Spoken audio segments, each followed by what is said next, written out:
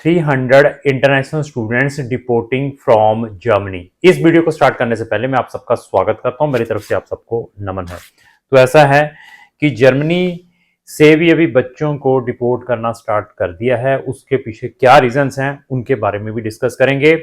आप हमारी जितनी भी वीडियोस वॉच करेंगे वर्ल्ड वाइड कंट्रीज की, मैं उनमें यही वर्ड बार बार रिपीट करता हूं कि अगर आपने फॉरेन कंट्रीज में पढ़ने के लिए जाना है तो रिसर्च जरूर करें, और रिसर्च के बाद वहां पर पब्लिक यूनिवर्सिटीज में जाने की कोशिश करें।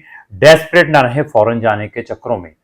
तो अगर आप पब्लिक यूनिवर्सिटीज में जाते हैं, रेनॉल्ड यूनिवर्सिटीज में जाते हैं, तो आपको इस टाइप की प्रॉब्लम नहीं आ सकती जो इन 300 सिर्फ इंडियन स्टूडेंट्स की मैं बात कर रहा हूं। इसके अलावा भी अनदर कंट्रीज के भी स्टूडेंट हैं जो कि जर्मनी गवर्नमेंट उनको वहां से डिपोर्ट करने वाली है। तो रीजंस क्या हैं उनके बारे में इस वीडियो के अंदर डिस्कस करेंगे। तो प्राइवेट यूनिवर्सिटीज सबसे पहला रीजन। तो वहां की एक प्राइवेट यूनिवर्सिटी है जिसको आईजू यूनिवर्सिटी कहते हैं। उसमें बहुत सारा हमारा स्टूडेंट पढ़ने के लिए जाता है।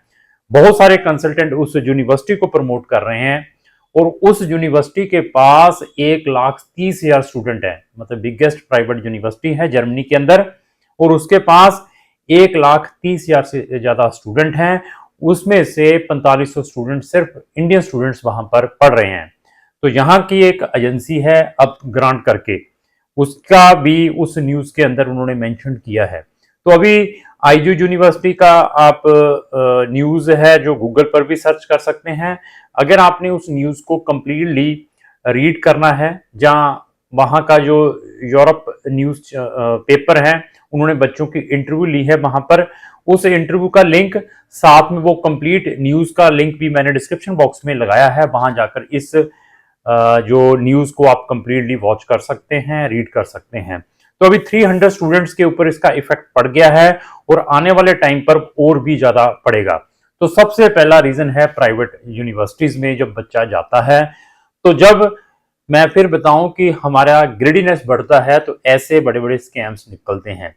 तो अभी क्या है कि वहां की गवर्नमेंट ने देखा है कि ये यूनिवर्सिटी हाइब्रिड प्रोग्राम्स को, ऑनलाइन प्रोग्राम्स को ज्यादा प्रमोट कर रही है। तो हाइब्रिड प्रोग्राम में हमारे बच्चों के साथ ऑलरेडी स्कैम हो चुका है इस यूनिवर्सिटी के द्वारा, और वहां इस यूनिवर्सिटी के साथ जो मिले हुए कंसल्टेंट हैं उनके द्वारा। हाइब्रिड में क्या है कि आप 1 साल इंडिया में पढ़ेंगे या 6 मंथ इंडिया में पढ़ेंगे, और आप बाकी जो स्टडी है जर्मनी में जाकर करेंगे। तो पहले क्या है कि कुछ बच्चों को तो उन्होंने वीजा दे दिया, लेकिन उसके बाद कुछ बच्चों को उन्होंने भी वीजा भी डिक्लाइन किए हैं इंडिया से ही, जिन्होंने ऑनलाइन अपनी डिग्री हाइब्रिड के थ्रू कंप्लीट की थी, जिन्होंने किसी ने 6 मंथ, किसी ने 1 साल, और कुछ बच्चों ने 1 साल इंडिया के अंदर लगाया। उसके बाद उन्होंने जब वीजा डाला तो उनके वहां से वीजाज रिफ्यूज हुए हैं। और हाइब्रिड में कंसल्टेंटों ने अपनी पॉकेट भरने के लिए बच्चों की 7,000 यूरो से लेकर 10,000 यूरो फीसें यूनिवर्सिटीज को भिजवाई गई हैं, और बच्चे को सिर्फ ऑनलाइन एक सर्टिफिकेट मिल गया है जो बच्चे ने ऑनलाइन पढ़ा है, और उसके बाद वीजा रिफ्यूज हो गया। अभी बच्चे के सारे पैसे खराब हो चुके हैं। अभी वीजा भी नहीं मिला, ऑनलाइन स्टडी कर ली और वीजा आगे मिला नहीं है, तो अभी ऑनलाइन स्टडी के पैसे यूनिवर्सिटीज ने तो बंद कर दिए कि वो तो आपने ऑलरेडी स्टडी कर दी, हमने ये सर्टिफिकेट इशू कर दिया। इसी कारण मैं फिर कहता हूं कि फॉरेन जाना बहुत ईजी है। एटलीस्ट अच्छे कंसल्टेंटों की वीडियोस वॉच करें, रिसर्च करें। आपके डेस्परेशन के कारण, आपके एग्रेसिव के कारण आप ये अपने ये ब्लंडर मिस्टेक्स कर रहे हैं और लाखों रुपए अपने वेस्ट कर रहे हैं। अगर इसी तरीके से अगर आपने रिसर्च की होती, वहां की पब्लिक यूनिवर्सिटीज में अप्लाई किया होता, तो एक तो आपकी फीस नहीं लगनी थी। सबसे पहला कि वहां की government universities 90-95% they are not taking any tuition fees from the international student. But अभी आपके एजेंट्स ने आपको इस तरीके से थाली में परोसते हैं। पहले तो आपको मोटिवेशंस देंगे, देखिए हमारे कितने वीजाज आए हैं।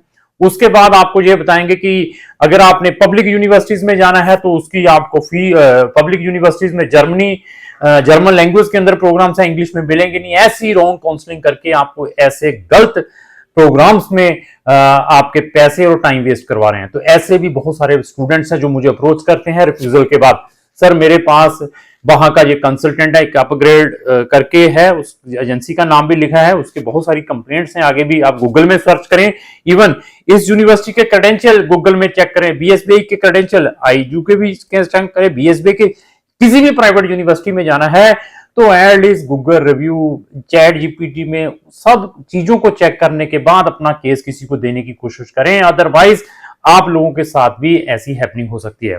दूसरा, जो बच्चे वहां पहुंच गए गलती से, जिनको वीजास दे दिए, वहां जाने के बाद उनके आगे फर्दर वीजास एक्सटेंड नहीं किए गए, वहां की जो भी ऑर्गेनाइजेशन है, जो भी मिनिस्ट्री है जर्मनी की, और उन्होंने इस बेसिस के ऊपर उनके वीजास रिजेक्ट किए है।